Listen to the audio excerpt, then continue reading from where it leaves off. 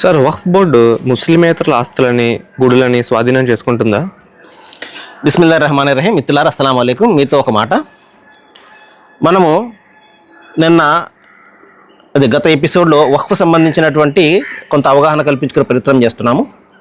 అయితే ప్రధానంగా ఈ వక్ఫ్ సవరణ చట్టం ఏదైతే 2025 జరిగిందో దాని పట్ల ముస్లిమేతర ప్రపంచంలో అనేకమైనటువంటి అపోహలు, అపార్థాలు కల్పించడం జరిగింది.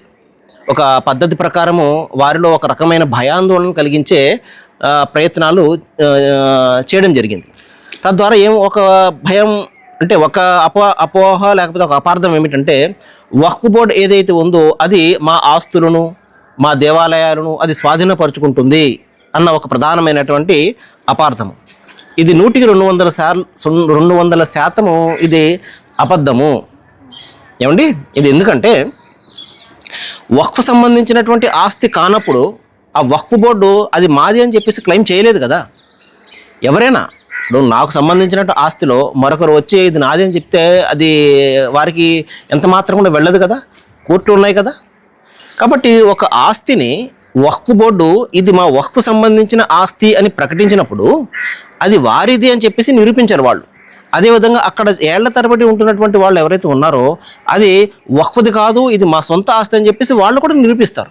ఈ విధంగా అది న్యాయస్థానంలో తేలుతుంది. కానీ ఏ విధంగా భయాందోళన కలిగించడం జరిగిందంటే ముస్లిమేతర ప్రపంచంలో వక్ఫ్ బోర్డు ఇది మాది అని అంటే ఇంకా వాళ్ళకి స్వాధీనపరిచేయాలి అన్న ఒక భయంకరమైనటువంటి అపోహన ప్రజల్లో కలగజేసి వక్ఫ్ సవరణ చట్టం పట్ల తీవ్రమైనటువంటి ఏమంటారు ఒక అపోహ కలిగించి ఆ వక్ఫ్ సవరణ చట్టం తప్పనిసరిగా ఉండాలి, లేకపోతే మా యొక్క ఆస్తులు లేకపోతే మా దేవాలయాలు వీళ్ళు స్వాధీనపరచుకుంటారు అన్న ఒక ప్రధానమైనటువంటి భయాందోళన కలిగించిన కారణంగా ఈ వక్ఫ్ సవరణ చట్టంపై ముస్లిమేతరులకు ఒక తీవ్రమైనటువంటి ఆందోళన కలుగుతుంది. కాబట్టి వారు దాన్ని సమర్థిస్తున్నారు.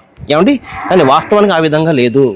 వక్ఫ్ సంబంధించినటువంటి ఆస్తి ఏదైతే ఉందో అది సుమారు 60 నుండి 70% ఆక్రమణకు గురైంది. ఢిల్లీ ప్రభుత్వమే అనేకమైనటువంటి వక్ఫ్ ఆస్తులు తమ స్వాధీనపరచుకోవడం జరిగింది. తమకు సంబంధించిన కార్యాలయాలు నిర్మించుకుని వక్ఫ్ ఆస్తుల్లో. సో ఈ విధంగా ఒకసారి వక్ఫ్ సంబంధించినటువంటి ఆస్తి అని నోటిఫై అయిన తర్వాత అది పలానా వ్యక్తి ఆ వక్ఫ్ సంబంధించినటువంటి కార్యక్రమాలకు అది వినియోగించాడు, అదే దానం ఇచ్చాడు అని తెలిసిన తర్వాత ఆ వక్ఫ్ బోర్డు దాన్ని క్లెయిమ్ చేసుకుంటుంది, ఇది మాది అని చెప్పేసి. దానికి అది రుజువు చేయాలి, ఇది వక్ఫ్ సంబంధించినటువంటి ఆస్తి అని చెప్పేసి.